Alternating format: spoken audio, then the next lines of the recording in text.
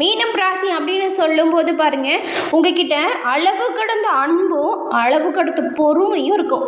எப்போவுமே இந்த மீன ராசிக்காரங்க நீங்கள் உங்கள் வாழ்க்கையில் வெற்றி நிலையை பெறணும் அப்படின்னு கடுமையாக உழைக்கிறவங்க. மீன ராசிக்காரங்கிட்ட இருக்கக்கூடிய சிறப்பான குணம் என்ன அப்படின்னு பார்த்தா, அது எந்த ஒரு விஷயத்தையுமே கஷ்டம் என்னால் செய்ய முடியாது அப்படின்னு நீங்கள் சொல்லவே மாட்டீங்க. எப்பவுமே உங்களுக்கான செயலை செய்கிறதுல ஒரு வித்தியாசம், நல்ல ஒரு புத்தி கூர்மை இது கண்டிப்பாக இருக்கும். அதே போல் மற்றவங்க செய்ய முடியல அப்படின்னு விட்டு போன வேலையை கூட சிறப்பாக செய்து காட்டுறதுல இந்த மீன ராசிக்காரங்க வல்லவர்களாக இருப்பீங்க. ஏன் தெரியுமா இப்படி பண்ணுறீங்க? உங்கள் ராசிக்கு அதிபதியாக குரு வராரு. குருவின் அம்சம் கொண்டவங்க மீன ராசி. அதனால் எந்த ஒரு விஷயத்துலையுமே நல்ல பர்ஃபெக்ஷன் பார்ப்பீங்க, பர்ஃபெக்டாக செஞ்சு முடிப்பீங்க. இந்த மீன ராசிக்கு குரு அதிபதியாக இருக்கிறதுனால உங்களுக்கு திறமை அப்படிங்கிறது இயல்பிலேயே அதிகமாக இருக்கும். ஒரு விஷயத்தை மற்றவங்க பார்க்குறாங்க அப்படின்னா உங்களோட கண்ணோட்டம் வேறு விதமாக இருக்கும். உங்களோட கண்ணோட்டத்தில் மற்றவங்க பார்க்க கூட மாட்டாங்க. இந்த மீன ராசி அப்படின்னு சொல்லும்போது உங்கள் வாழ்க்கையில் நீங்கள் மிகப்பெரிய அடிகளெல்லாம் கடந்து வந்தவங்க. எல்லாருக்கும் நல்லது நினைப்பீங்க, எல்லாருக்கும் நல்லது பண்ணுவீங்க.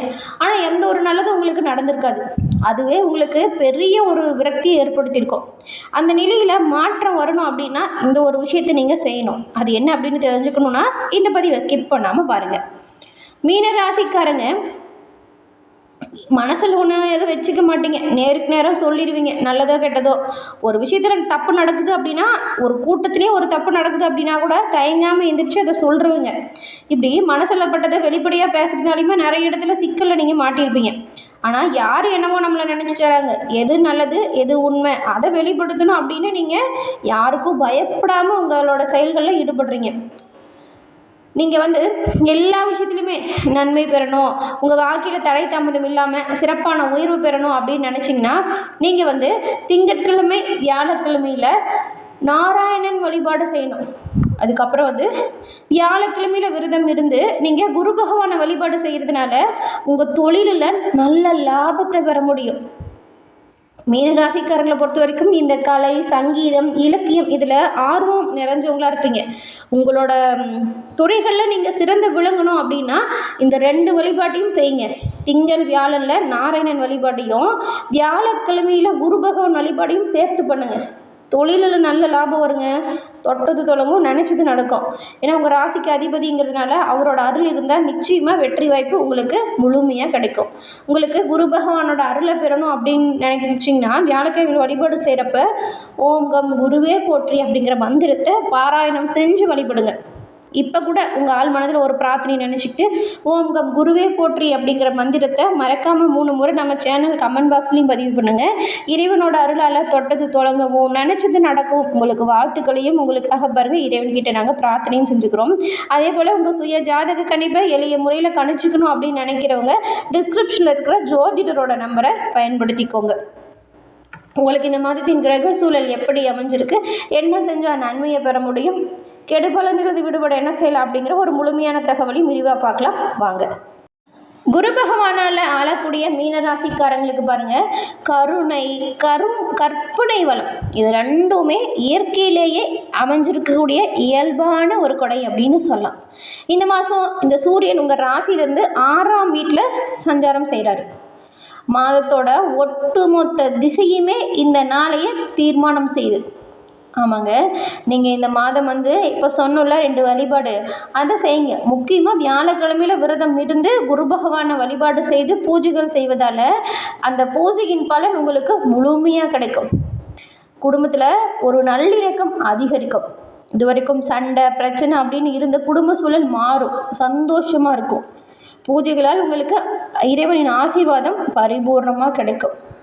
இந்த வருஷம் முழுவதுமே பாருங்கள், உங்கள் ராசிக்கு 5ஆம் வீட்லேயும் சனி பகவான் 1ஆம் வீட்லேயும் சஞ்சாரம் செய்கிறாங்க.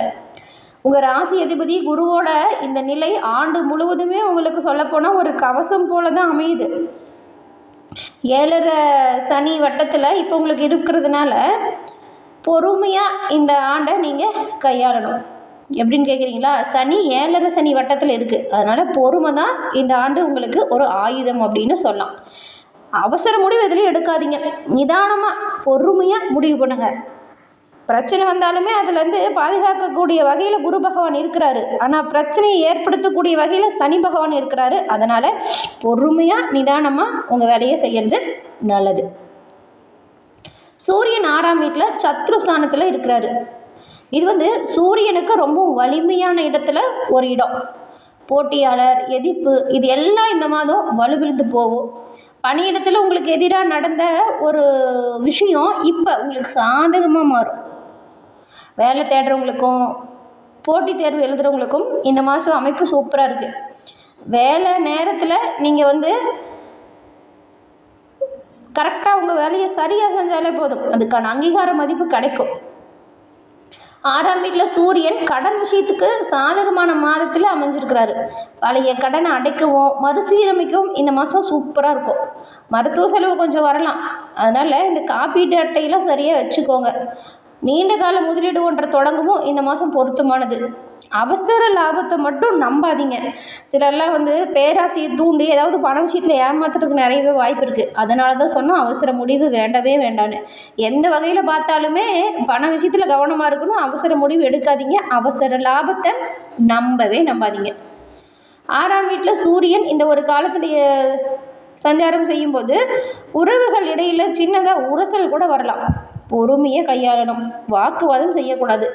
பெரும்பாலும் 3ஆம் நபரின் பேச்சு நேரடியாக பேசி தீர்த்து கொள்ளுங்க. என்னன்னு கேட்குறீங்களா? 3ஆம் நபரோட பேச்சை நம்பி எந்த ஒரு விஷயத்துலையும் நீங்கள் தேவையில்லாமல் கோவப்பட்டு பிரச்சனையில் சிக்கிறாதீங்க. நேரடியாக எந்த ஒரு விஷயமா இருந்தாலும் பேசி தீர்த்த பாருங்கள். ஊர் வம்ப நம்பாதீங்க. உங்கள் துணையின் குடும்பத்தோடு நல்லுறவு இருக்கும், அதை அப்படியே சீராக கடைபிடிச்சுக்கோங்க. 6ஆம் வீட்டில் சூரியன் இருக்கும் பொழுது நோய் ஸ்தானம் வலிமையாக அமைவதால் நோய் எதிர்ப்பு சக்தி கூடும். ஆனால் சின்ன சின்னதாக உடல் உபாதை வரும், ஆனால் பெரிய பிரச்சனை இல்லை. இந்த மாதம் இந்த உடற்பயிற்சி பண்ணுறது, யோகா, தியானம் பண்ணுறதுலாம் சீராக கடைபிடிங்க. அதே போல் சுறுசுறுப்பாக எந்த விஷயத்தையும் வேலையை செய்யுங்க. 6ஆம் வீட்டில் சூரியன் இருக்கக்கூடிய இந்த காலகட்டம் வீட்டில் யாருக்காச்சும் உடல் நலம் சார்ந்த கவனிப்பு தேவைப்படலாம். வயசானவங்களுக்கு மருந்து பரிசோதனை ஏதாவது செய்யணும் அப்படின்னா அதை தவறாமல் செஞ்சுடுங்க. வெளியூர் உறவினர்கள்கிட்ட ரொம்ப நாளாக பழக்கம் இல்லை, பேசாமல் விட்டுட்டீங்க அப்படின்னா அந்த உறவு கூட இப்போ புதுப்பிக்கலாம். இப்போ ஏதாவது குடும்பத்தில் சுப நிகழ்ச்சி நடக்கலாம், அதில் எல்லோரையும் நீங்கள் இன்வைட் பண்ணி ஒன்றா உங்கள் குடும்ப விசேஷத்தை நடத்துகிற மாதிரியான அமைப்பு கூட வரும். பெரும்பாலும் பெருசாக பாதிப்பு எதுவும் இல்லைங்க இந்த மாதம். ஆனால் நீங்கள் பண விஷயத்துலேயும் தொழில் வியாபார விஷயத்துலையும் ரொம்பவுமே பொறுமையாக கவனமாக செயல்படணும். அவசர முடிவு ஆபத்தை தந்துடும், ஞாபகம் வச்சுக்கோங்க. எப்போவுமே பாருங்கள், ஒவ்வொரு கிரகமும் ஒரு குறிப்பிட்ட கால இடைவெளியில் ஒரு ராசியிலேருந்து இன்னொரு ராசிக்கு பயிற்சி ஆகிறது வழக்கம் தான். இந்த மாதம் ஏற்பட்டிருக்கக்கூடிய இந்த பயிற்சியால் 12 ராசிக்குமே மாற்றங்களும் தாக்கங்களும் ஏற்பட தான் போகுது. அந்த வகையில் மீன ராசின்னு பார்க்கும்போது இந்த மாதத்தின் கிரக சூழலில் உடல் பலம் அதிகரிக்கும், உடல் உழைப்பு அதிகரிக்கும், பயம் வியாதி நீங்கும். சனி வக்கரமாக இந்த மாதம் சஞ்சாரம் செய்கிறாரு. அது உங்களுக்கு ஜென்ம சனியாக வக்கரத்தில் இருக்கிறாரு. உடல் வலிமை அதிகரிக்கும். பண விரயமும் கொஞ்சம் ஏற்படக்கூடிய வாய்ப்பு. வரவு வருது அப்படின்னா அது கேட்டுற செலவு ஒரு பக்கம் வர மாதிரி தான் இருக்கும். நீங்கள் என்ன பண்ணலாம் அப்படின்னா, செலவு பண்ணும்போது பார்த்து பத்திரமா எது தேவையோ அந்த தேவைக்கு முக்கியத்துவம் கொடுத்து செயல்படுங்க. எது தேவை இல்லையோ அதை தவிர்க்க பாருங்கள். முதலீடாக பணத்தை வச்சுக்கிட்டு பணத்தை விரயம் செய்யறதில் கவனம் செலுத்திடாதீங்க. அதான் பேராசைக்கு இடம் கொடுக்காதீங்க.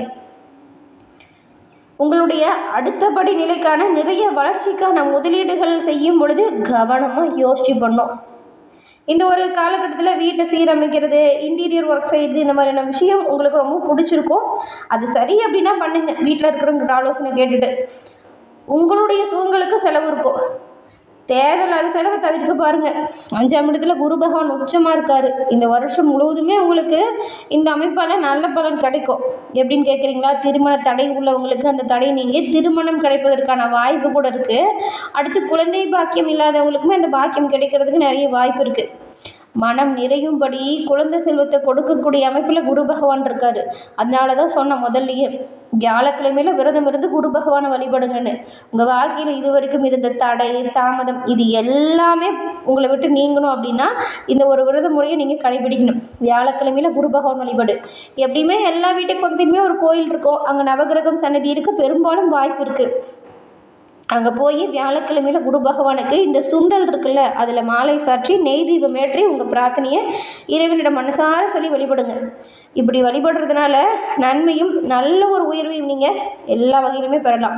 அது அற்புதமான இந்த ஒரு நிலையை நீங்கள் தவறவிடாமல் பயன்படுத்திக்கோங்க. குரு பகவானோட அருளால் தொட்டது தொடங்கவும் நினச்சது நடக்கவும் உங்களுக்கு எல்லா வகையிலுமே சிறப்பு கிடைக்க நாங்கள் வாழ்த்துக்களை சொல்லிக்கிறோம். சொத்து பிரச்சனை கூட இந்த மாதம் பரிபூர்ணமாக நீங்கும். வழக்குகள் உங்களுக்கு சாதகமாக மாற வாய்ப்பு இருக்குது.